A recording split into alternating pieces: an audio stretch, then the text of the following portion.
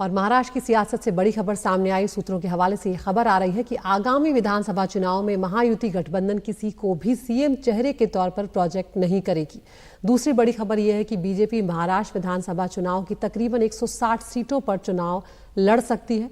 और तीसरी खबर यह कि अजित पवार को साथ लेकर ही चुनावी मैदान में उतरेगी महायुति। पुणे में हो रही बीजेपी कार्यकारिणी की बैठक में अजित पवार को लेकर संघ से जुड़ी पत्रिका में उठाए सवालों पर सफाई भी जारी कर सकती है बीजेपी।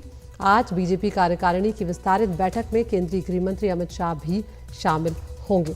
क्या है पूरा मामला, जानकारी दे रहे हैं हमारे सहयोगी रौनक कुकड़े।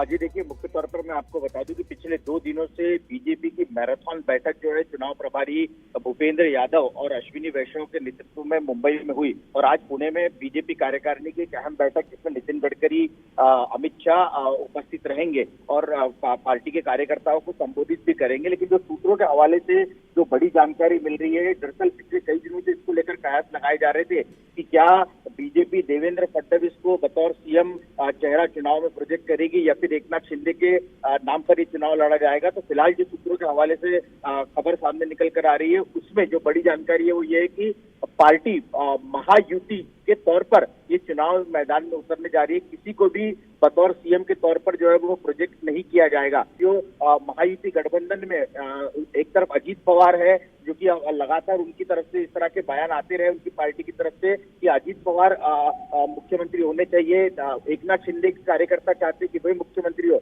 और बीजेपी देवेंद्र फडणवीस के नाम जो है लगातार कार्यकर्ता आगे करते रहे। लेकिन जो बड़े नेता है उन्होंने साफ कहा है कि मध्य प्रदेश, छत्तीसगढ़ या राजस्थान में जिस तरह से चुनाव पार्टी ने लड़ा उसी तर्ज पर महाराष्ट्र में भी विधानसभा का चुनाव लड़ा जाएगा और किसी को भी चेहरे के तौर पर, सीएम चेहरे के तौर पर प्रोजेक्ट नहीं किया जाएगा। चुनाव नतीजों के बाद ही इस पर कोई आखिरी फैसला होगा। एक और बड़ी खबर जो जानकारी सामने निकल कर आ रही थी कि संघ की से जुड़ी कई पत्रिकाएं जो है अजीत पवार को टारगेट करती हुई दिख रही थी। आपको याद है कि ऑर्गेनाइजर जो संघ से जुड़ा एक पत्रिका उसमें भी साफ कहा गया था कि अजीत पवार को लोकसभा चुनाव में जिस तरह से बीजेपी ने साथ लिया उसका कहीं ना कहीं बीजेपी के ब्रांड पर नुकसान पहुंचा है। लेकिन बीजेपी पार्टी ये विचार नहीं रखती है और बीजेपी का कहना है कि आगामी विधानसभा चुनाव में अजीत पवार के साथ मिलकर ही ये जो महायुति गठबंधन है वो चुनावी मैदान में उतरेगा।